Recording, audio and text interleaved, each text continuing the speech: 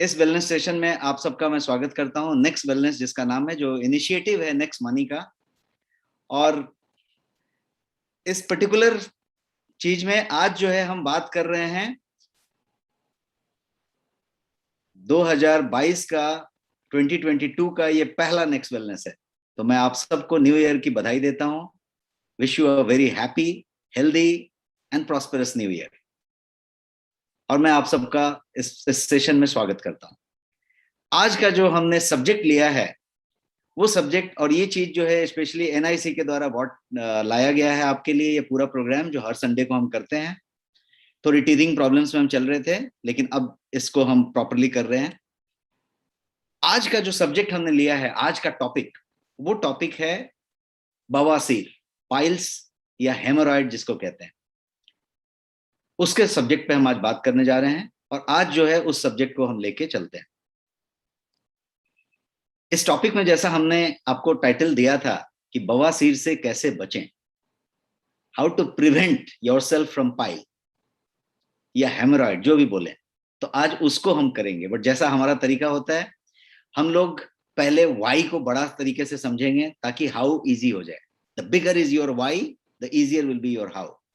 तो आज हम थोड़ा सा बवासीर को और पाइल्स को और हेमोरॉइड को ठीक से जानेंगे और उसके बाद हम उसके बचाव के, रोकथाम के और इलाज के सब तरह की चीजों पे बात करेंगे। क्या सब तैयार हैं? Shall we start with this topic? Just give me some yes in the chat box. इस टॉपिक के साथ हम शुरू हो रहे हैं। Are you ready? Super. So let us get started. और अब मैं आपको स्लाइड बाय स्लाइड लेके चलता हूं, जितने कुछ पॉइंटर्स मैंने आपके लिए रखे हैं, और ये पॉइंट यहां से शुरू करते हैं। सबसे पहली बात करते हैं कि कभी समझते हैं कि पाइल्स, कभी बोलते हैं बवासीर, कभी कुछ बोलते हैं हेमोरॉइड। तो बवासीर जो चीज है वो क्या चीज है और पाइल्स क्या चीज है, हेमोरॉइड क्या चीज है? तो मैं आपको बताऊं कि बवासीर हिंदी वर्ड है और इसका इंग्लिश जो है वो पाइल्स है। तो पाइल्स मतलब बवासीर, और hemorrhoid is another term for piles. Piles को ही हेमोरॉइड कहते हैं। सो बवासीर, पाइल्स, हेमोरॉइड्स सब वन और द सेम थिंग है, सब कुछ एक ही है। तो पाइल्स बोले, हेमोरॉइड बोले, बवासीर बोले, अपने लैंग्वेज में जो बोलना है उसके हिसाब से बोल सकते हैं। पाइल्स जो है बेसिकली एक लैटिन वर्ड है, जो पिला नाम के लैटिन वर्ड से आया है। लैटिन वर्ड है पिला, तो उससे ये पाइल्स बना है। और पिला का मतलब क्या होता है? तो बेसिकली छोटे छोटे बॉल्स। जब आप पिला का मतलब लैटिन में समझेंगे तो बॉल्स हैं छोटे छोटे, और आप जब नोटिस करेंगे तो यहाँ छोटे छोटे छोटे छोटे बॉल्स की बात हो रही है। तो इसीलिए इसको पाइल्स कहा गया, राउंड राउंड बॉल्स को पाइल्स कहा गया। और ये पर्टिकुलर चीज जो है इस तरीके से पाइल्स, और इस तरीके से इसका नाम पाइल्स हो गया। पाइल्स प्रॉब्लम जो है काफी कॉमन है, काफी कॉमन है। एक इस ऐसी चीज है जो कम लोग बताते हैं, यदि है भी तो, और बहुत लोगों को इससे प्रॉब्लम रहती है और चलते रहते हैं। कितना ज्यादा है यदि बताऊं आपको, तो आज के मॉडर्न लाइफस्टाइल में ये बहुत ही ज्यादा कॉमन है, स्पेशली इन अर्बन पॉपुलेशन। जो शहरी पॉपुलेशन है, जनसंख्या है, उसमें ये बहुत ज्यादा है। एक एस्टिमेट के मुताबिक करीब 60% लोग, 60% पीपल गेट अफेक्टेड विद बवासीर और piles somewhere, some time in their life time. पूरे जीवन काल में करीब 60% लोग ऐसे होते हैं, 60% people who get affected with piles, कभी ना कभी अपनी जिंदगी में। इतना बड़ा रेशियो है ये, आधी से ज्यादा पॉपुलेशन की बात हो रही है, 60%। एक और आंकड़ा है, और वो आंकड़ा ये है कि about 80% of the people over 40 years suffer from piles. मतलब उसका एक एज ग्रुप है ना कि कब से शुरू हो जाएगा और कब से हो जाएगा, तो उसके हिसाब से वो 40 ईयर्स की बात हो रही है। तो ये जो पाइल्स वाली चीज है वो बहुत रैम्पेट है, सब जगह पे है, लेकिन बहुत कम लोग इसके बारे में बात कर पाते हैं, हेजिटेट करते हैं इसके बारे में बात करने के लिए, और वो जो चीजें हैं रह जाती हैं, और फिर वो प्रॉब्लम बढ़ता चला जाता है। तो मैं आपको समझाने जा रहा हूं कि क्या है ये बवासीर, ये जो पाइल्स है, what actually, understanding that piles और हेमोरॉइड, ये है क्या एक्चुअली, इसकी बात करते हैं। तो इसको समझने के लिए सबसे पहले तो मैं ये बताऊं कि ये जो वेन्स हैं, जो जो नर्व्स हैं, बारीक बारीक वेन्स हैं हमारे एनस में, जिसको कि हम, हमारा जो बॉटम है उसके एनस में बारीक बारीक वेन्स हैं, और वो जो वेन्स हैं उनसे ये कनेक्टेड है, स्वोलन वेन्स। वो जो है वेन्स जो है, स्वेलिंग आ गई है उसमें, और वो जो है इनलार्ज हो गए हैं, वो बड़े हो गए हैं। और यही इसका सबसे बड़ा कॉज यदि बोला जाए तो वो उस तरीके से आता है। और बवासीर या बाइल्स की बात करें तो ये सबसे कॉमन कॉज है आपके रेक्टल ब्लीडिंग का। यदि रेक्टल ब्लीडिंग हो रही है या वहां पे ब्लीडिंग हो रही है तो उसका सबसे कॉमन कारण बवासीर है। यदि हुआ तो 99% केस में यही हो सकता है 1-2% में कोई प्रॉब्लम है, कोई तरीके का दिक्कत है, किसी को कोई कैंसर हो गया, कोई ट्यूमर हो गया, वो अलग बात होगी। बट इक्का दुक्का परसेंट, 99% केस में यदि ब्लड आया तो वो बवासीर है, इतना क्लियर है। तो इसीलिए पाइल्स या बवासीर की बात करें तो ये क्या चीज है, तो एक लाइन में बोलेंगे तो स्वेलिंग है, जो आपके एनस के इन एंड अराउंड एरिया में, इनसाइड एंड अराउंड एरिया में डेवलप होता है, रेक्टम एंड एनस के एरिया में। और ये स्वेलन वेन्स और इनलार्ज ब्लड वेसल्स जो उसके एरिया में हैं, उनको जो है वो क्रिएट करता है। और प्रॉब्लम करता है कब, स्पेशली जब आप टॉयलेट जाते हैं, स्पेशली जब आप टॉयलेट पास कर रहे होते हैं, स्टूल पास कर रहे होते हैं या जोर लगा रहे होते हैं, तब ये सबसे ज्यादा तकलीफ करता है। क्यों ऐसा, कारण पे आ रहे हैं, क्यों ऐसा? तो वो इसलिए कि वो जो है, जो नैरो एकदम थिन वॉल है, जिसको कि आप नर्व की वॉल कहेंगे, वो पूरा का पूरा स्ट्रेच हो जाता है। जब आप जोड़ लगाते हैं तो स्ट्रेच हो जाता है, और स्ट्रेच होने से वो बल्जिंग होती है और इरिटेशन होता है, और वो एक तरीके से तकलीफ देता है, पेन होता है, और वो सारी चीजें होती हैं। So it's swollen veins in and around the anus area is the one topic. इसके अलावा बवासीर जो है बहुत ज्यादा पेनफुल कंडीशन है। एक ऐसा कंडीशन है जिसमें कि कभी दांत का दर्द कैसा होता है कि जिसको आप बिल्कुल झेल नहीं पाते, वैसा ही पाइल्स का पेन जो होगा वो इतना एक्सट्रीम होगा कि उसको जो है बहुत पेनफुल कंडीशन कहा जा सकता है। और यदि इसका सही समय पे इलाज नहीं किया गया, उसका ख्याल नहीं रखा गया, तो सफरिंग जो है कई गुना ज्यादा बढ़ जाता है, मल्टीफोल्ड इंक्रीज हो सकता है सफरिंग। और जब ये पुराना होता चला जाता है तो ये फर्दर कॉम्प्लिकेशन होने शुरू हो जाते हैं, क्योंकि जब ये इन्फ्लेमेशन बढ़ाता चला जाता है तो इसमें माने सोर्स बन जाते हैं, अल्सर बन जाते हैं, इंटेस्टाइन के इनर वॉल की तरफ चीजें होने लगती हैं, और तब इसको फिस्चुला कहा जाता है, और वो बहुत ज्यादा खतरनाक भयानक होता है। तो कहने का मतलब ये है कि नॉर्मली, जैसा मैं पहले स्लाइड पे भी ये बात कहा, कि लोग इसको हेजिटेट करते हैं बताने में, किसी से चर्चा नहीं करते हैं, खुद अपने आप रखते हैं, और उसको जो है फिर प्रॉपरली ट्रीट नहीं कर पाते, अपने रूटीन से भी हट नहीं पाते, मालूम नहीं होता है कि क्या करना है, क्या नहीं करना है, क्या खाना है, क्या नहीं खाना है। तो बहुत हद तक कोशिश करते रहते हैं, लेकिन बहुत ज्यादा कोशिश नहीं कर पाते हैं। और जब बहुत ज्यादा कोशिश नहीं कर पाते हैं तो ये अपने आप धीरे धीरे धीरे धीरे अंदर पनपता रहता है और केस बिगड़ता चला जाता है। तो मैं इस पॉइंट पे ये कहना चाहूंगा कि ये एक ऐसी चीज है जिसको कि दबा के रखने का कोई फायदा नहीं है, ये बाद में बहुत तकलीफ कर सकता है। इसके अलावा कैसे बनता है ये बवासीर? यदि हम पाइल्स की बात बताया कि गोल गोल राउंड बॉल्स हो जाते हैं, तो वो बनते कैसे हैं? How do they form, formation कैसे होता है? तो पाइल्स जो है वो डेवलप करता है जब आप, एक ही लाइन में समझा दूं कि जब आप प्रेशर देते हैं उस पूरे के पूरे एनस के एरिया के नर्व्स पे, जब आप प्रेशर देते हैं तो पाइल्स फॉर्म होता है। उसके वेन्स जो हैं एनस के अराउंड, उन वेन्स पे जब प्रेशर पड़ता है तो वो क्रिएट होता है। अब प्रेशर कैसे पड़ता है? उसकी पूरे लाइनिंग पे, उसकी पूरी लाइनिंग और एनस कैनाल जिसको कह सकते हैं, उसकी जो कैनाल है उस पे जब प्रेशर पड़ता है तब होता है। अभी इसमें कैसा है कि वो वेन्स जो है वो पूरा का पूरा एक जटिल नेटवर्क है, एकदम कॉम्प्लेक्स नेटवर्क है, वहां पे बहुत सारे वेन्स हैं, और उस वेन्स पे जब ब्लड वेसल्स जो हैं उस पे यदि प्रेशर पड़ता है तब ये काम शुरू होता है। अब इसको ठीक से समझते हैं कि ये कैसा फॉर्म कैसे होता है। तो सबसे पहली बात तो ये होती है कि ये जो वेन्स हैं वो लाइनिंग, वो वाइडर हो जाते हैं, इनलार्ज हो जाते हैं जब इन्फ्लेमेट होते हैं। तो जब इन्फ्लेमेशन बढ़ता है तो इनलार्ज हो जाते हैं। और इन्फ्लेमेशन के अलावा इन्फ्लेमेशन बढ़ने का भी कारण एक होता है, वो है लॉन्ग सिटिंग आवर्स। यदि मैं इस कुर्सी पे बैठा हूं और लगातार बैठा हूं 4 घंटे, 5 घंटे, 3 घंटे, और फिर मैं लंच ब्रेक के बाद आके फिर 4 घंटे बैठा हूं, फिर 3 घंटे बैठा हूं, फिर सोफा में बैठा हूं, फिर कार में बैठा हूं, या मैं ड्राइव करता हूं, मैं 2-2 घंटे, 3-3 घंटे ड्राइव करता हूं, तो बैठा हूं बैठा हूं बैठा हूं, सोफा में बैठा हूं, कार में बैठा हूं, ऑफिस के चेयर में बैठा हूं, घर के सोफा में आके बैठा हूं, बैठा हूं बैठा हूं बैठा हूं, if you are sitting continuously for more than some time, तो क्या हो रहा है, प्रेशर आ रहा है।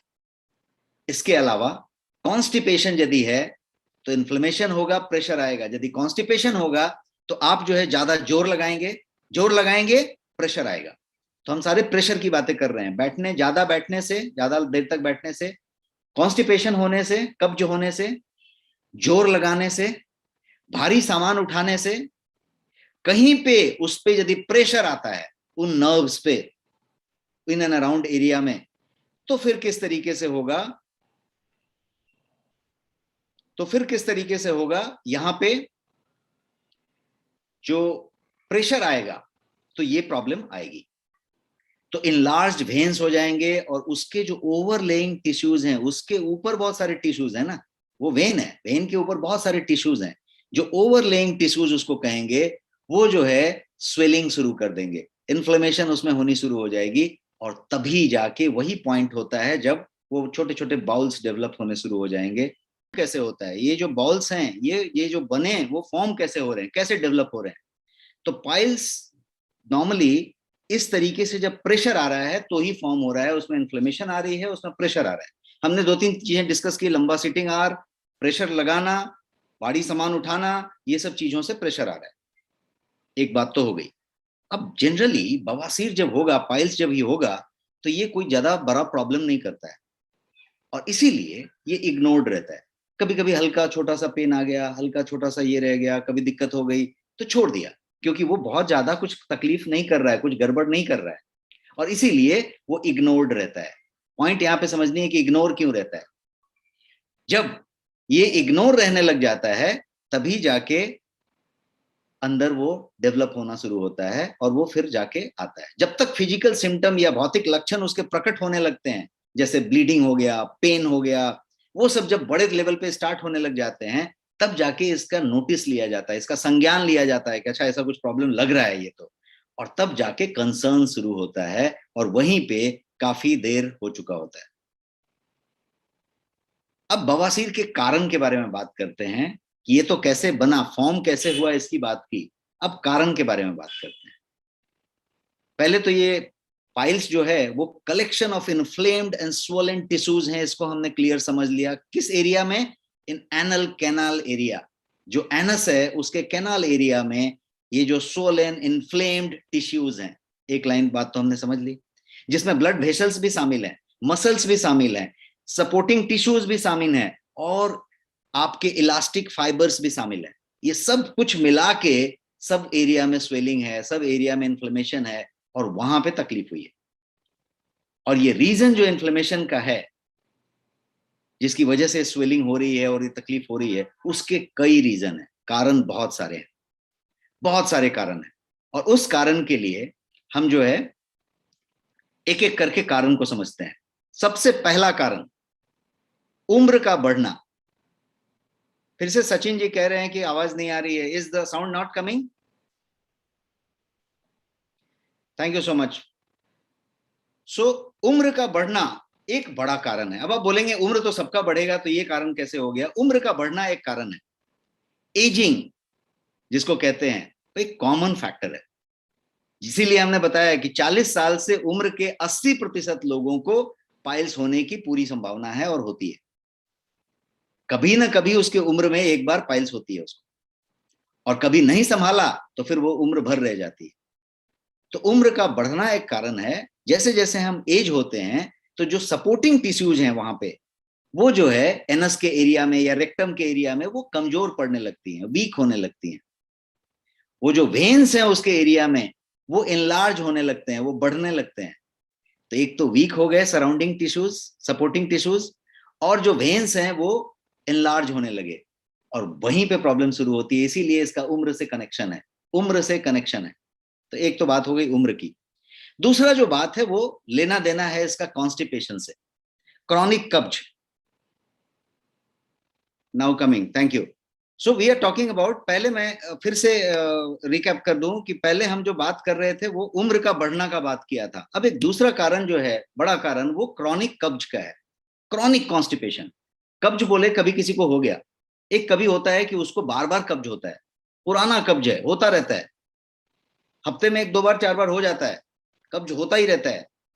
तो यदि कब्ज हुआ तो सबसे बड़ा पहला प्रॉब्लम क्या हुआ, जो कोर रीजन मैंने समझाया कि जोर लगाना पड़ेगा कब्ज में, ये फोटो जो मैंने दिखाया है, जोर लगाना पड़ेगा। तो जोर लगाएगा तो फिर से वही वाली बात हो रही है, उसी उसी वेन्स को जो है स्ट्रेन दिया जा रहा है, उस लाइनिंग पे जोर दिया जा रहा है, इन्फ्लेमेट किया जा रहा है। तो ये सबसे बड़ा एक दूसरा कारण बनता है। इसमें पाइल्स डेवलप होता है क्योंकि जो लोअर रेक्टम है उसमें प्रेशर आता है। और आज के मॉडर्न सेडेंट्री लाइफस्टाइल में जो पुअर डाइट हम लेते हैं, जो पूरा तला हुआ या जो जो बोलते हैं ना प्रोसेस्ड फूड लेते हैं, मैदा वाला चीज लेते हैं, फिजिकल एक्टिविटी कम करते हैं, अनहेल्दी फूड होता है, फाइबर कम होता है हमारे आहार में, फाइबर डाइट कम होती है, रेशे वाली चीजें कम होती हैं। तो होता क्या है कि ये सारा कुछ आपको कॉन्स्टिपेशन की तरफ ले जाता है और तकलीफ होती है। दूसरा जो है, कॉन्स्टिपेशन के साथ साथ स्ट्रेनिंग, ध्यान रखिए, जोर लगाना। अब दूसरी जो बात है वो है रिफाइंड और प्रोसेस्ड फूड। आज की डेट में हम जो कुछ भी खा रहे हैं मोस्टली वो प्रोसेस्ड है या रिफाइंड है। और जब हम रिफाइंड प्रोसेस्ड खा रहे हैं तो जिसमें फैट ज्यादा है, फ्राइड आइटम, सॉल्टी आइटम, इसमें शुगरी ड्रिंक की बात करें, शुगरी फूड की बात करें, हम बहुत सारा कुछ खाते रहते हैं, पीते रहते हैं, जो सारा कुछ इनडायरेक्टली वहां पे योगदान देता है किस बारे में, टिश्यूज को स्वेलिंग कराने में, ब्लड वेसल्स को जो है इनलार्ज कराने में योगदान देता है। और वो योगदान देने की वजह से इस तरीके का काम होता रहता है। इसके अलावा एक तीसरा जो अगला कारण है वो है मोटापा। आपकी आपकी जो वजन है, यदि आपकी बीएमआई 25 से ज्यादा है, ओवरवेट हैं या मोटे हैं, तो ये जो है मोटापा है। मोटापा एक ऐसा कारण बन जाता है जो आपको जो है पाइल्स की तरफ ले जाता है। अब मोटापा का पाइल्स से क्या संबंध है? सबसे पहला संबंध है पाइल्स से मोटापा का कि ये जो है, सबसे पहले आपका वजन ज्यादा है, तो आप जब बैठते हैं, कहीं पे, तो आपका पूरा वजन आपके बैक पे जाता है। तो मोटापा से प्रेशर बढ़ाने की बात है। एक नॉर्मल आदमी बैठेगा और एक 90 किलो का आदमी बैठेगा तो प्रेशर उसको ज्यादा मिलेगा, एक बात हो गई। ओवरवेट ओबेस पर्सन का एक और चीज होगा कि जो उसके ब्लड वेसल्स हैं उस एरिया में सराउंडिंग द एनस रेक्टम, उसमें ऑटोमेटिकली ज्यादा टॉक्सिकेशंस हैं, क्योंकि आपका जो बड़ी आंत है, जिसको कि आवाज नहीं आ रही है, सारे लोग टाइप कर रहे हैं, sound is not coming, sound is not coming.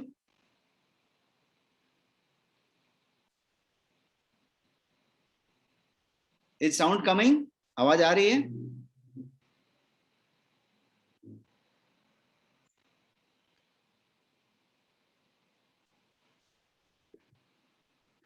Okay great. सो बहुत लोग इसमें कुछ कुछ टाइप कर रहे हैं, साउंड नहीं आ रही है तो कंफ्यूजिंग हो रहा है, उसके चक्कर में मैंने पिछली बार कुछ दबा दिया था। ओके सो आगे बढ़ते हैं। हम मोटापा की बात कर रहे हैं, तो मोटापा में कोलोन क्लिंजिंग की बात यदि करते हैं तो क्या करते हैं हम, कोलोन के टॉक्सिक की बात करते हैं। जब आप वाइसरल फैट की बात करते हैं तो उस फैट की बात करते हैं जो टॉक्सिकेशन से बना हुआ है, और कोलोन की बात करते हैं। तो मोटापा से टॉक्सिकेशन का संबंध है, वाइसरल फैट का संबंध है, और वाइसरल फैट और इसके अलावा आपका खुद का वजन जब सिटिंग पे प्रेशर देता है तो उसके सराउंडिंग ब्लड वेसल्स एरिया और जो है रेक्टम प्रेशराइज्ड होता है, और उससे एक कारण बनता है।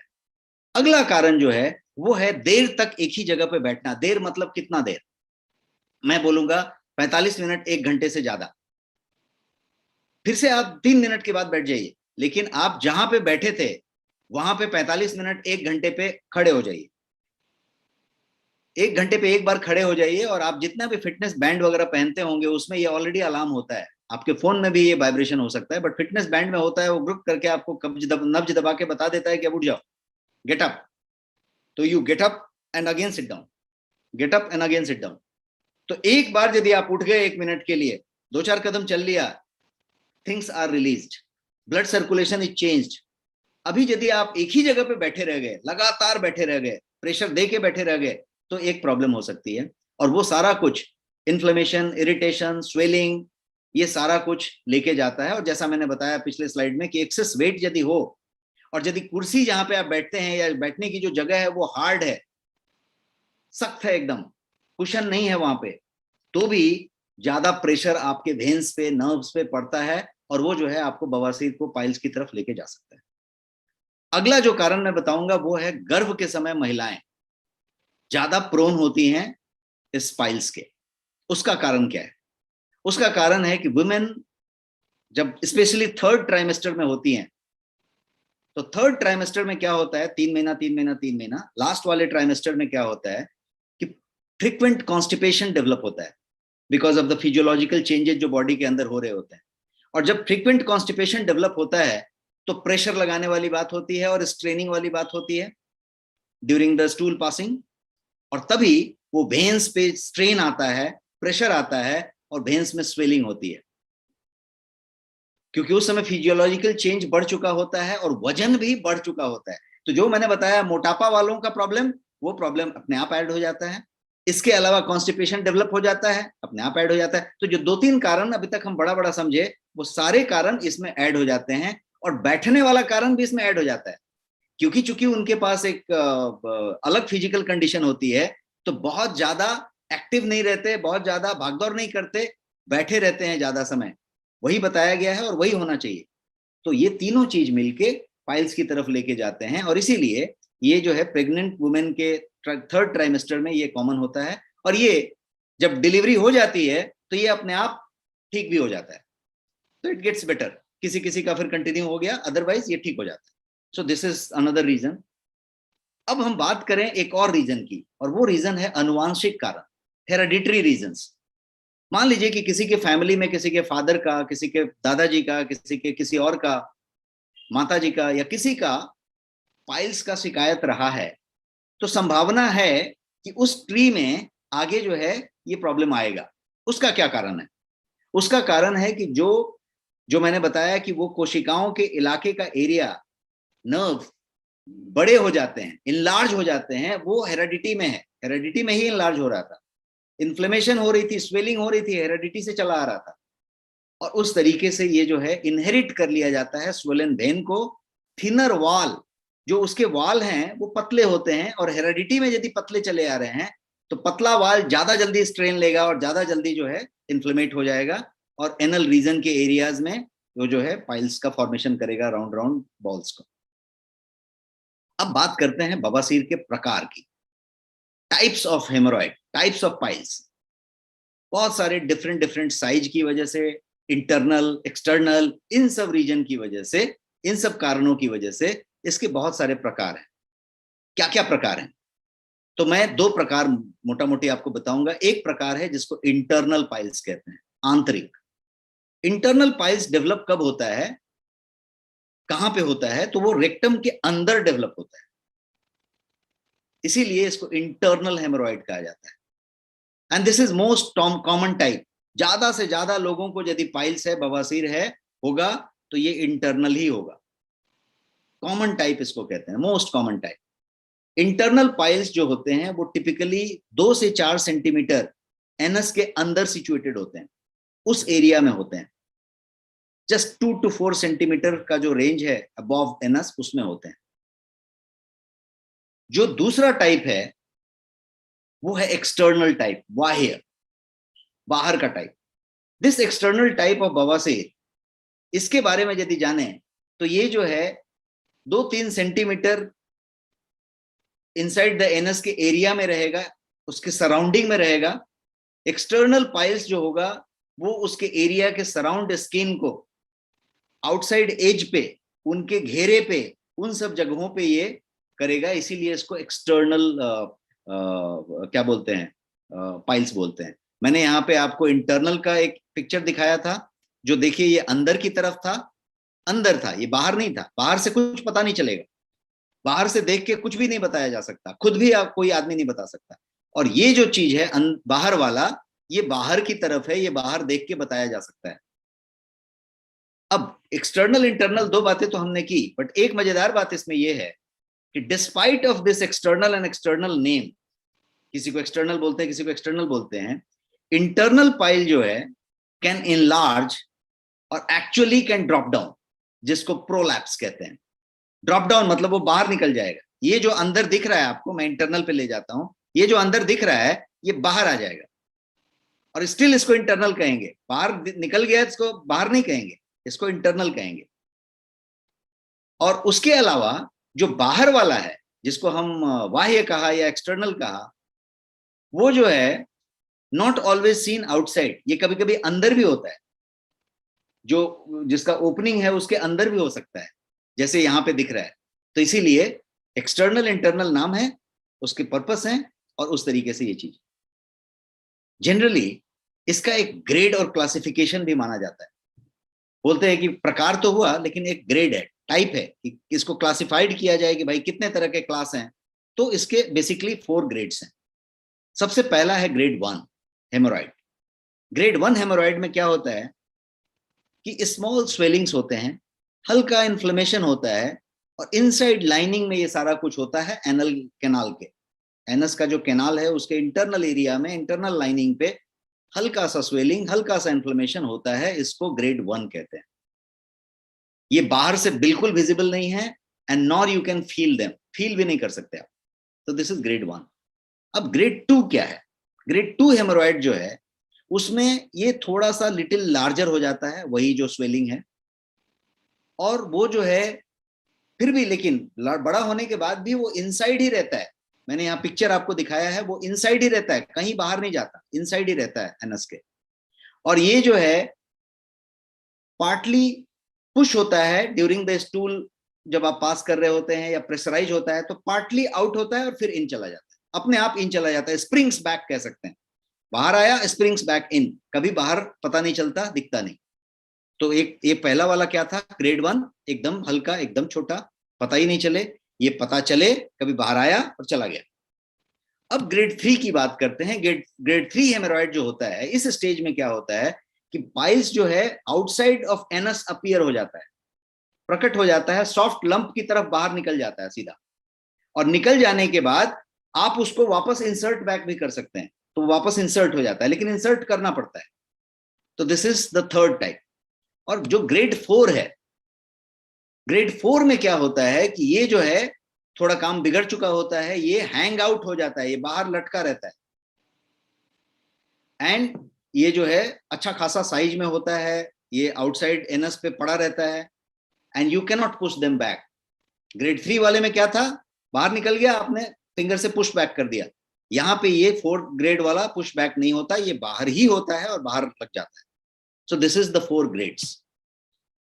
अब बवासीर के लक्षण की बात करें कि क्या क्या लक्षण है बवासीर के, सिम्टम्स क्या क्या हैं, तो मैं आपको 7 लक्षण आज बताने जा रहा हूं, जिसको कि आप कोर की लक्षण कह सकते हैं, की सिग्निफिकेंट क्या बोलते हैं, सिम्टम्स कह सकते हैं।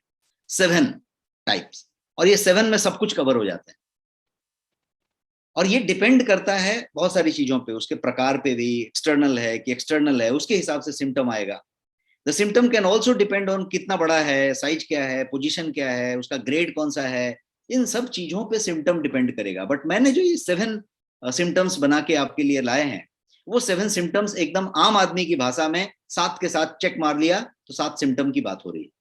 तैयार हैं आप? Type yes in the chat box यदि तैयार हैं तो मैं 7 सिम्टम बताने जा रहा हूं एक के बाद एक। 7 स्पॉट सिम्टम्स अबाउट पाइल्स, कि क्या क्या सिम्टम्स हो सकते हैं।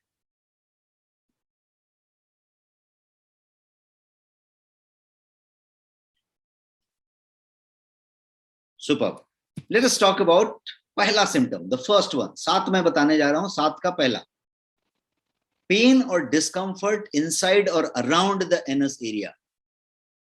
एनस एरिया के आपके बॉटम के इनसाइड में या अराउंड में। कभी कभी क्या होता है कि इनसाइड की तरफ होता है, आपको पता नहीं चलता कि दर्द किस चीज का है, पेट में दर्द नहीं है, ना ही बॉटम में दर्द है, लेकिन ये है कहाँ पे, कुछ उसी के आसपास कहीं हल्का दर्द देने की बात करता है। और यदि आप कभी वॉशरूम में जाके हल्का सा बैठने की कोशिश किए, हल्का जोर लगाने की कोशिश किए, तो दर्द थोड़ा बेहतर लगता है और फिर आप आ जाते हैं और दर्द जो है थोड़े मिनट के बाद वैनिश हो जाता है। ऐसा जो मैंने स्टडी किया है उसके हिसाब से, जो मैंने कुछ डॉक्टरों से इस बारे में, एक स्पेशलिस्ट से बात की है आपके सेशन को बनाने के पहले, उससे हिसाब से ये जो है काफी लोगों को कॉमन होता है और कभी कभी अक्सर हो जाता है। और जब ये होता है तो ये पहला सिम्टम है, ये पहला सिम्टम है, ये ग्रेड 1 की तरफ इशारा कर रहा है, कहीं पे ये है। इसको आप प्री पाइल्स कह के चलें। प्री पाइल्स कोई टर्म नहीं है, ये मेरा बनाया हुआ टर्म है। मैं आपसे बोल रहा हूँ प्री पाइल्स, जैसे प्री डायबिटीज होती है। प्री डायबिटीज का मतलब कि डायबिटीज होना कंफर्म है, यहाँ पे हो रही है कि प्री पाइल्स, आप उसकी तरफ बढ़ रहे हैं, वो तेजी से बढ़ रहे हैं। तो ये पहला सिम्टम हो गया। अब दूसरे सिम्टम की बात करते हैं। दूसरा सिम्टम है इचिंग, खुजलाहट हो रही है, इरिटेशन हो रहा है। कहां पे? वहीं पे एनल एरिया में, एनस रीजन में। यदि ऐसा हो रहा है तो ये पाइल्स की तरफ इशारा कर रहा है। अब आगे बढ़ते हैं।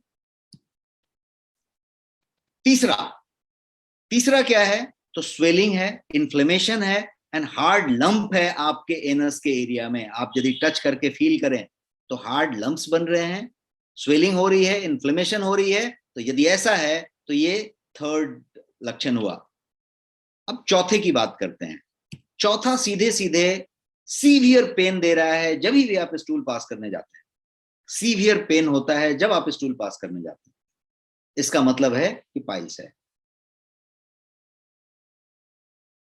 पांचवा, द फिफ्थ थिंग इज, यदि आप तुरंत वॉशरूम से वापस आए हैं एंड स्टिल आपको बहुत ज्यादा, वो बोलते हैं ना, पेट साफ नहीं लग रहा है, you are not feeling as if एकदम क्लियर हो गए।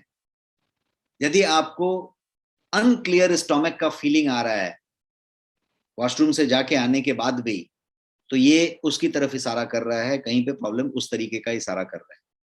छठे नंबर की बात करते हैं, सिक्स्थ रीजन, सॉरी लक्षण, सिम्टम। छठा है पेनलेस ब्लीडिंग। कि पता चला कि आपका जो कमोड है या जहां पे आपने स्टूल पास किया है, वहां पे एकदम तेज लाल, चमकदार लाल कलर आ गया, ब्लड का कलर आ गया। चाहे तो वो स्टूल का कोटिंग था स्टूल के ऊपर, जो स्टूल पास आपने किया, या फिर सिंक पे ब्लड आ गया। ब्लड आपको दिखाई पड़ा, एकदम चमकदार लाल ब्लड, और आपको किसी तरीके का कोई पेन नहीं हुआ, किसी ने काटा नहीं, काट के ब्लड नहीं निकला। तो पेनलेस यदि ब्लीडिंग हुई तो ये सीधे सीधे ड्यूरिंग बाउल मूवमेंट, तो ये सीधे सीधे इशारा कर रहा है कि भाई वो है। अब सेवेंथ की बात करते हैं। टोटल 7 थे, सातवां है spotting bright and red blood in your stool. छठा सातवां में फर्क समझिए। छठा का मतलब हुआ कि ब्लड आया, आपको कोई पेन नहीं हुआ, बिना पेन के ब्लड आते हैं, अक्सर आ जाता है, थोड़ा बहुत आ जाता है। और इसका मतलब हुआ सातवें का कि spotting blood red in your stool, red blood in your stool. तो ये एक चीज हुई। अब ये 7 के 7 लक्षण तो हुए, लेकिन इन कोई भी लक्षण को यदि आप नोटिस करते हैं तो मैं ये कहूंगा कि do not ignore it, you should never ignore this symptoms. कोई भी 6-7 में से कोई भी सिम्टम यदि आपको हुआ तो आप कभी भी उसको इग्नोर ना करें, आप तुरंत डॉक्टर को कंसल्ट करें, अपना एग्जामिनेशन करवाएं और उसके बाद ट्रीटमेंट करवाएं। लेकिन हम लक्षण की बात कर रहे थे, सिम्टम्स की बात कर रहे थे।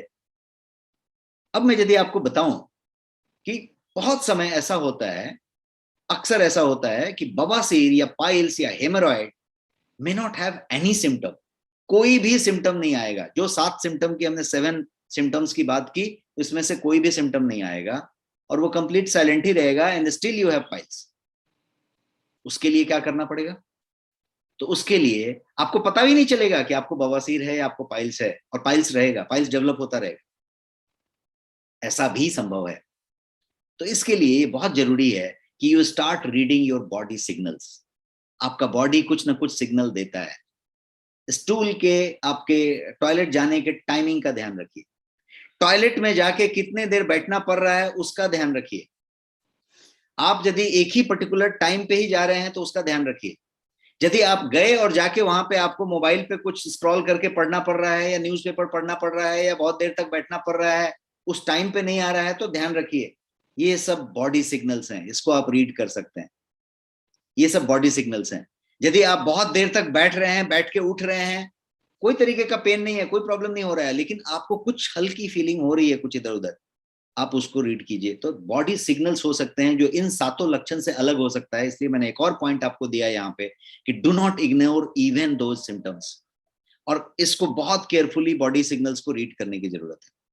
अब मैं बताने जा रहा हूं कि कैसे पता करें कि आपको या मुझे बवासीर है, पाइल्स है, ये पता कैसे करें, कैसे पता करें कि यहाँ पे बवासीर है। इसके लिए मैं आपको सिंपल तरीके बता रहा हूं।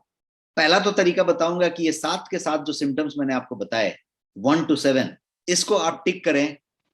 कोई भी इसमें से एक लागू है आपके ऊपर तो ये जो है सिम्टम हो गया बवासीर वाला। कॉन्स्टिपेशन है, क्रॉनिक है, वो बात हो गई। लॉन्ग सिटिंग आवर्स की बात हो गई, तो आप ज्यादा प्रोन है। और यदि आप लंबा समय तक बैठ रहे हैं तो आप ज्यादा प्रोन हैं। और ये जो तरीका है ये आपने चेकलिस्ट से निकाल लिया। अब simple way to confirm and check कि you have this seven symptoms, आप जो है कोई भी उसमें से टिक कर लिया।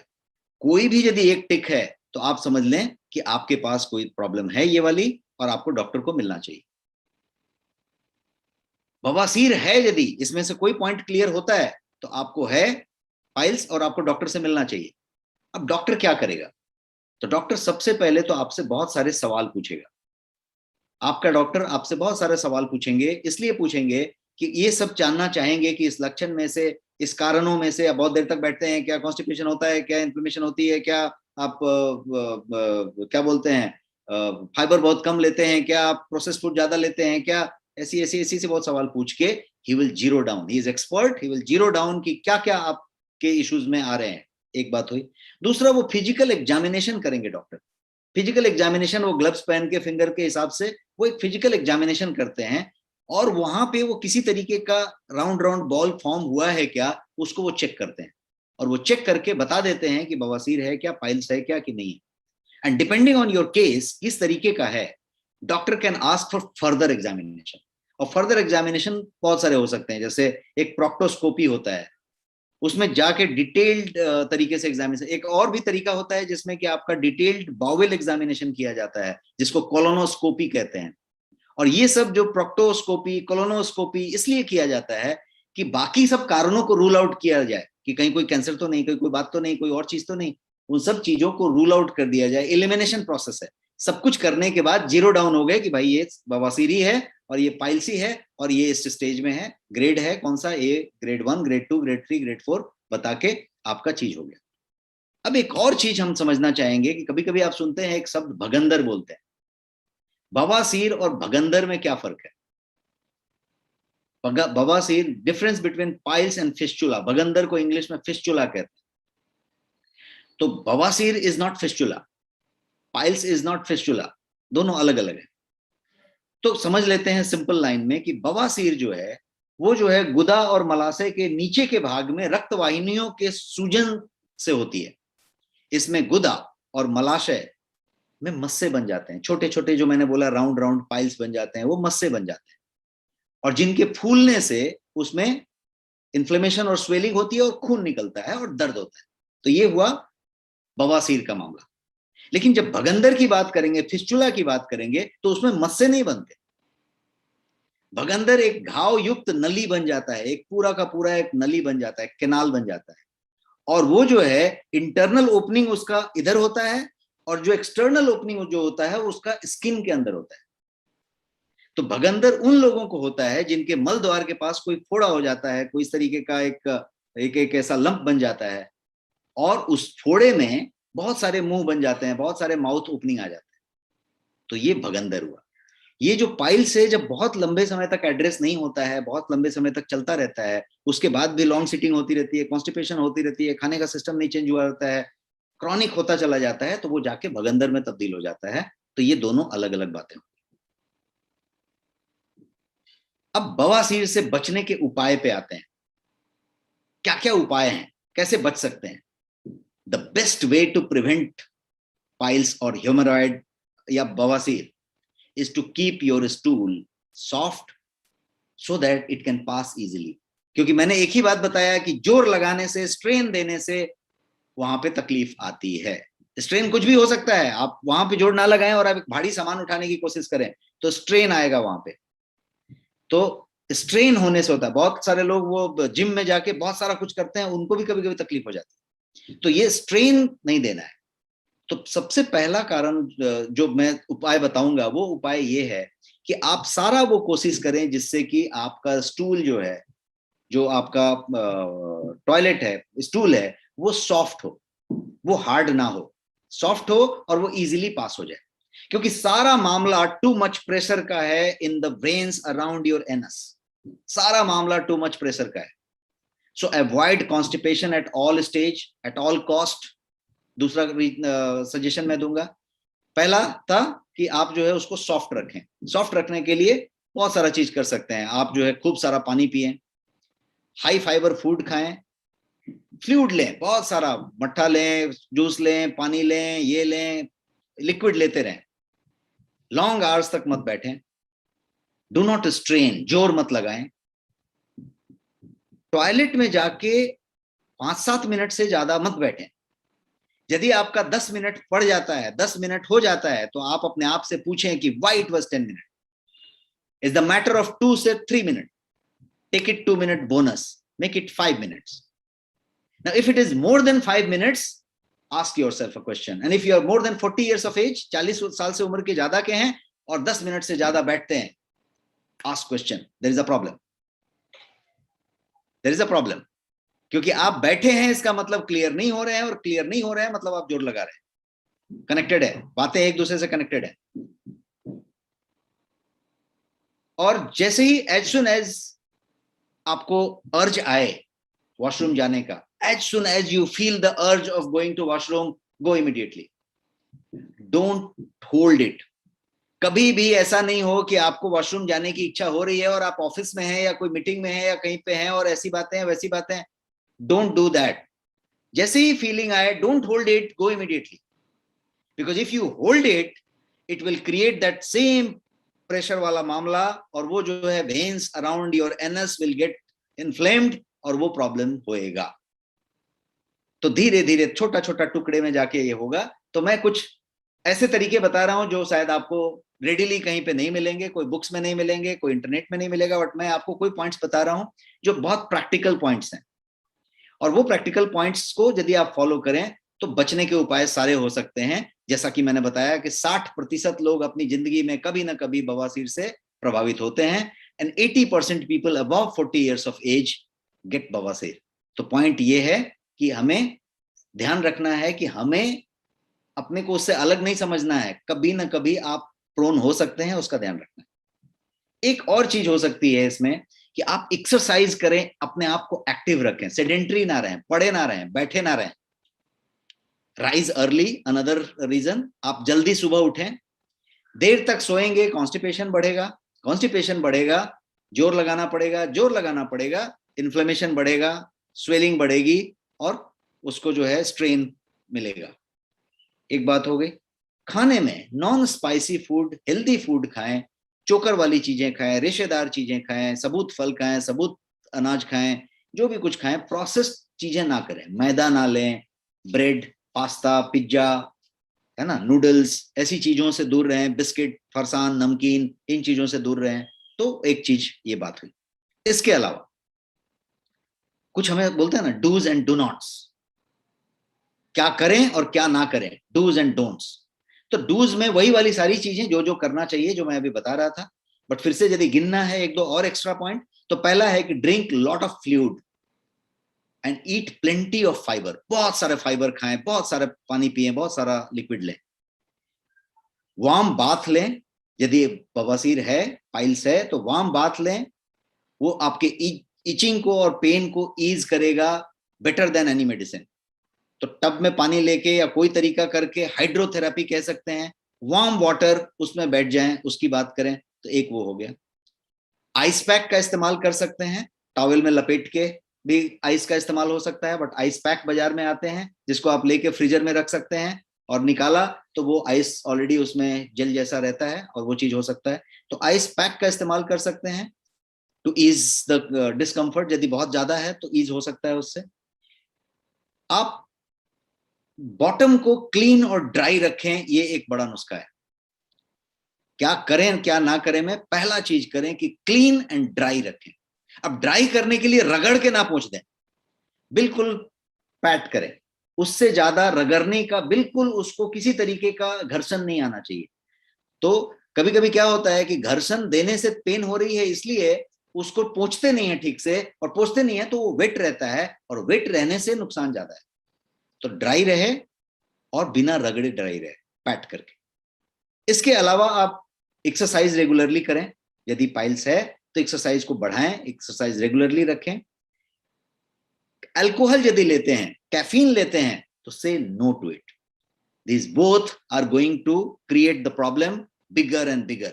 पाइल्स है तो पाइल्स, यदि आप शराब पीते हैं, अल्कोहल लेते हैं, या फिर कोई तरीके का कैफीन लेते हैं, ज्यादा चाय पीते हैं, ज्यादा कॉफी पीते हैं, इस तरीके की चीजें करते हैं, तो कई फोल्ड बढ़ जाएगा। मैदा और प्रोसेस फूड मैंने ऑलरेडी बता दिया, आपको मना किया। अब क्या क्या नहीं करें, ये बातें हमने डिस्कस की। एक और चीज हो सकता है कि आप जो है अर्ज को इग्नोर ना करें, उसको कभी हार्ड ना होने दें, पुश कभी ना करें, बहुत ज्यादा हार्ड पुश ना करें। और पेन किलर्स यदि आप ले रहे हैं तो उसमें कोडीन टाइप का कोई जो तत्व हो तो वो ना लें, क्योंकि वो कॉन्स्टिपेशन करेगा, और कॉन्स्टिपेशन होएगा तो फिर आपको प्रेशर करना पड़ेगा, जोर लगाना पड़ेगा। बहुत सारे लोग पेन किलर लेते हैं क्योंकि पेन किलर की जरूरत पड़ी। कुछ लोग आइब्रोफ्रेन लेते हैं। आइब्रोफ्रेन यदि लेते हैं आप, तो उसमें क्या होता है कि वो पाइल्स की ब्लीडिंग के लिए लिया जाता है, और उसको नहीं लेना चाहिए आइब्रोफेन, क्योंकि उससे आपका ये प्रॉब्लम और बढ़ जाएगा। और यदि आप ज्यादा टाइम तक बिता रहे हैं तो वो नहीं करना चाहिए। आगे बढ़ते हैं और पॉइंट की बात करते हैं कि इलाज क्या है इसके। यदि हम बोले कि नहीं भाई, तो बहुत ज्यादा प्रॉब्लम हो गया, डॉक्टर के पास गए, अब डॉक्टर इलाज कर रहा है, तो क्या क्या इलाज हो सकता है। तो सबसे पहले तो पाइल्स, हमेशा से ध्यान रखें कि पाइल्स अपने आप क्लियर हो जाता है, मोस्ट ऑफ द केसेस में अपने आप क्लियर हो जाता है। If the symptoms are severe, फिर भी परसिस्ट कर रहा है, तो आप जो है ट्रीटमेंट रिक्वायर्ड है, और यदि उससे भी ज्यादा सीरियस है तो सर्जरी भी रिक्वायर्ड है। और पाइल का जो ट्रीटमेंट है वो जो है डिपेंड करेगा कि इंटरनल है कि एक्सटर्नल है, थोड़ा कम है कि थोड़ा ज्यादा है, ग्रेड 1 है कि ग्रेड 2 है कि ग्रेड 3 है कि ग्रेड 4 है, सब पे डिपेंड करेगा आपका treatment. Grade 1 and 2 of internal hemorrhoid की बात करें, यदि अंदर वाले की, उसका ग्रेड 1 और 2 जनरली मेडिसिन से और उसके कोई ऑइंटमेंट से या किसी तरीके की चीजों से, क्या खाएं क्या ना खाएं, क्या करें क्या ना करें से बढ़िया से ट्रीट हो जाता है। और in some cases doctor can prescribe some kind of gels and कुछ ऑइंटमेंट लगाने का, उतने तक काम हो जाता है। ग्रेड 1 ग्रेड 2 की बात हुई। अब इंटरनल का जो ग्रेड 3 है, उसमें आप देखेंगे तो इंटरनल हेमोरॉइड को भी ट्रीट किया जा सकता है ग्रेड 3 लेवल के, by diet, by planning, by things, उसमें इंटरवेंशन किए बिना, माने सर्जिकल इंटरवेंशन किए बिना। और जो ग्रेड 4 है, उसमें जो है आपको जो है इंटरवेंशन की कभी जरूरत पड़ती है। और जब एक्सटर्नल पाइल की बात करें तो उसको ट्रीट करने के लिए डॉक्टर आपको बहुत सारे तरीके के हेमोरॉइड का क्रीम देंगे, आइस पैक की बात करेंगे, स्वेलिंग की बात करेंगे, बिकॉज वो बाहर वाला है, उसको उस तरीके की ट्रीटमेंट देनी पड़ेगी। और कुछ केसेस में यदि सीवियर है तो डॉक्टर आपको सर्जरी के लिए सजेस्ट करेंगे। और सर्जरी जैसे हेमोरॉइड डेक्टोमी बोलते हैं, हेमोरॉइड डेक्टोमी, ये एक सर्जरी है। इसके अलावा जो है हेमोरॉइड का आर्टरी लिगेशन भी एक होती है, और एक स्टैपलिंग कहते हैं। तो ये इन इस तरीके के अलग अलग होते हैं। बट मैं जो बताना चाहता हूं यहाँ पे वो ये कि अपना इलाज अपने हाथ, ऐसा यदि आप कॉन्सेप्ट पे चलें तो ये सारा कुछ आपके परहेज से, आपकी चीजों से बेहतर हो सकता है, और आपको शायद सर्जरी पे जाने की जरूरत ना पड़े यदि आप बढ़िया कोलोन क्लींजिंग कर लें तो। हाउएवर, यदि एकदम सर्जरी के लिए आप आ चुके हैं उस स्टेज में, डॉक्टर कह रहे हैं, आपको डॉक्टर से समझने की जरूरत होगी। बट आपको शायद उसकी जरूरत ना पड़े, यदि आप बढ़िया से क्लींजिंग करते हैं और सप्लीमेंट्स लेते हैं तो आपको उसकी जरूरत नहीं पड़ेगी। एक तो मैं आपको बताऊंगा कि आप जो है अश्विनी मुद्रा एक योग का आसन है, बहुत सारे लोग करते भी होंगे, जानते भी होंगे। ये योगा का एक आसन है जिसको अश्विनी मुद्रा कहते हैं। ये अश्विनी मुद्रा यदि आप करते हैं और यदि आपके पास पाइल्स है तो आपको करना ही चाहिए, और यदि नहीं है तो भी करना चाहिए, बिकॉज ये सीधा उसके लिए कामदायक चीज है, काम करने वाला चीज है। तो एक हुआ। फिर से यदि मैंने अपना लाइन रिपीट करूं कि अपना इलाज अपने हाथ, तो आप जो है क्लिनजिंग कर सकते हैं, और क्लिनजिंग थेरेपी करने के बाद आप सप्लीमेंट ले सकते हैं। और आपके लिए सप्लीमेंट्स हैं यहाँ पे जो मैं बता रहा हूँ, ये एक स्लिम एंड डिटॉक्स नाम का सप्लीमेंट है। ये सप्लीमेंट यदि आप यूज कर रहे हैं तो आपको गारंटीड फायदा होगा। इस तरीके के रिजल्ट्स हैं इसके। इसमें पर्पस क्या है? ये पाइल्स की कोई दवाई नहीं है, it's not a medicine, it is just a supplement जिसका काम कोलोन क्लिनजिंग है। बेसिकली वेट लॉस के लिए यूज करते हैं, कोलोन क्लिनजिंग के लिए यूज करते हैं। बट ये आंवला के रेशे से बना हुआ है। इसका पूरा का पूरा जो 50+ इंग्रेडिएंट में से जो मेजर इसका जो इंग्रेडिएंट है वो आंवला का रेशा है, और फिर बहुत सारे हर्ब्स हैं।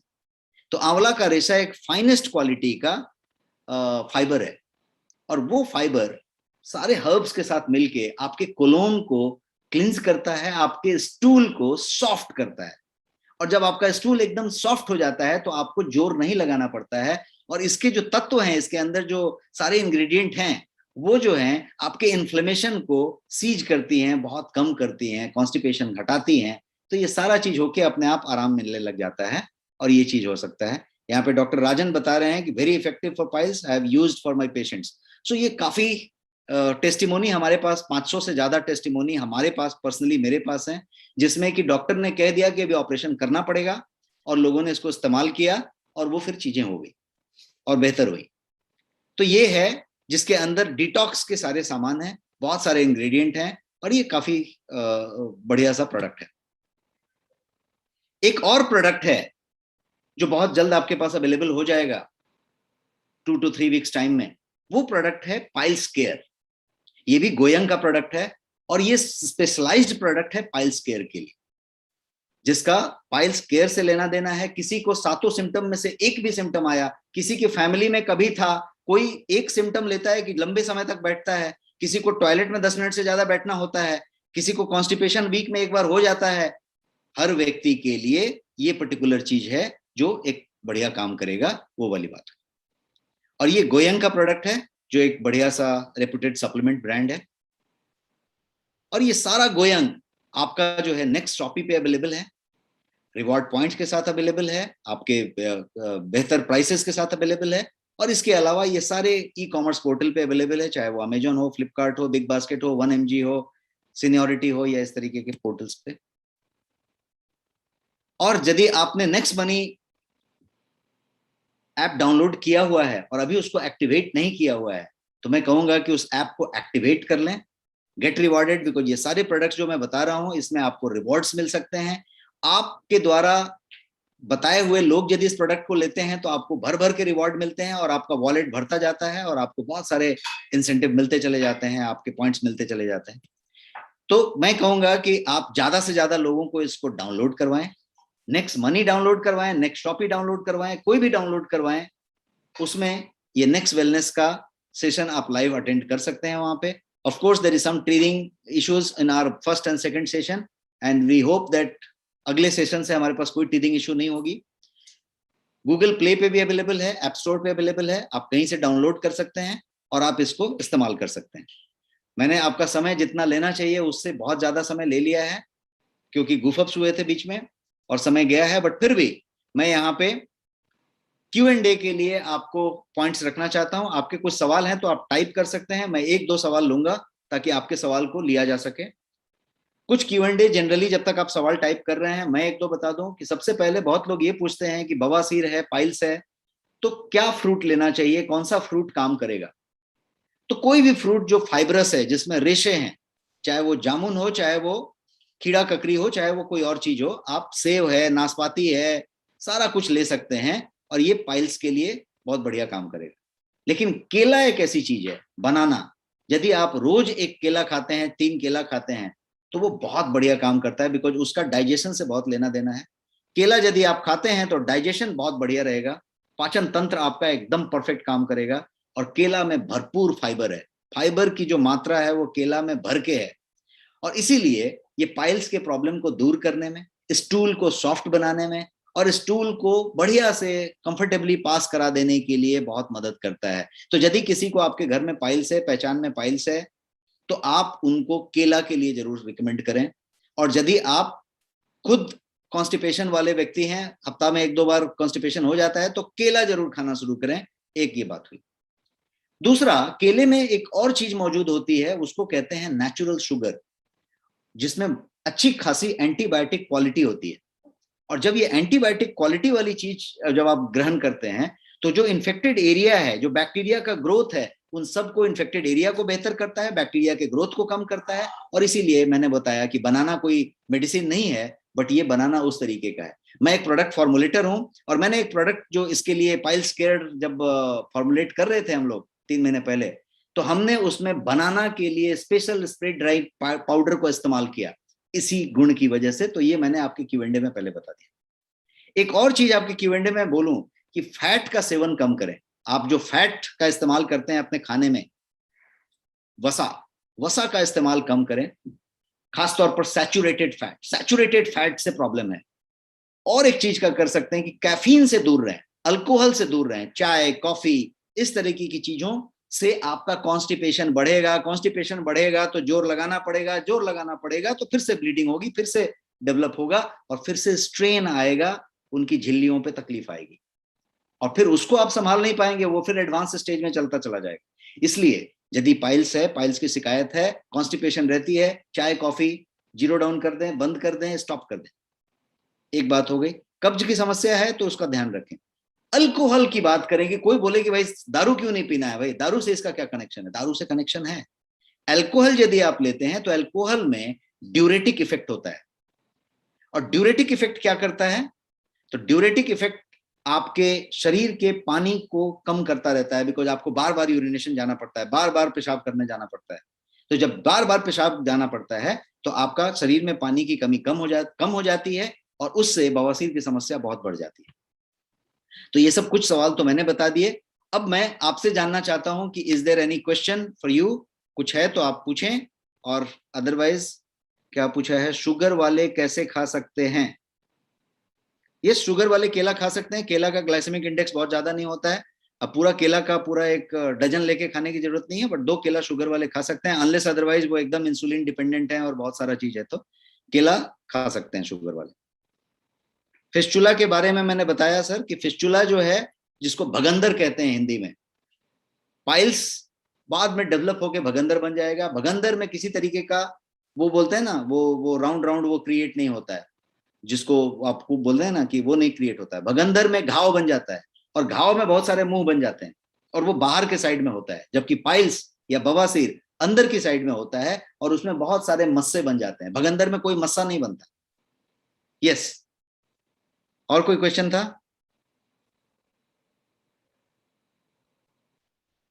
जाहिर अत्तारी जी बोल रहे हैं प्रोडक्ट क्लियर कीजिए। प्रोडक्ट तो मैंने एक्सप्लेन कर दिया। मैंने कुछ सप्लीमेंट्स के नाम बताए, जिसमें स्लिम एंड डिटॉक्स मैंने रिकमेंड किया कि आप ले सकते हैं, और मैंने बोला एक अपकमिंग प्रोडक्ट पाइल्स केयर के बारे में आप सोच सकते हैं, वो ले सकते हैं।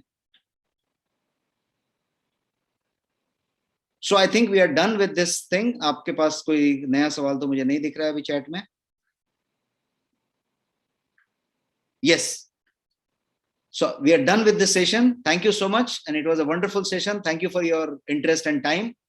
अगले संडे को 8 PM हम फिर से मिलेंगे एक नए सब्जेक्ट के साथ, और तब तक के लिए बहुत ख्याल रखिए आप अपना, क्योंकि ओमाइक्रॉन बहुत तेजी से फैल रहा है, और एक बार फिर से एक वेव की तरफ बढ़ रहा है सब चीज। तो बहुत ज्यादा सुरक्षित रहने की जरूरत है, सेफ रहने की जरूरत है। और मैं कोशिश करता हूं कि अगले सेशन में हम लोगों की ये टेक्निकल हिचेस पूरी तरीके से खत्म हो चुकी होंगी, और हम जो है बिना किसी रुकावट के, बिना किसी ऑब्स्टिकल के पूरी तरीके से कर पाएंगे। Thank you so much and good night.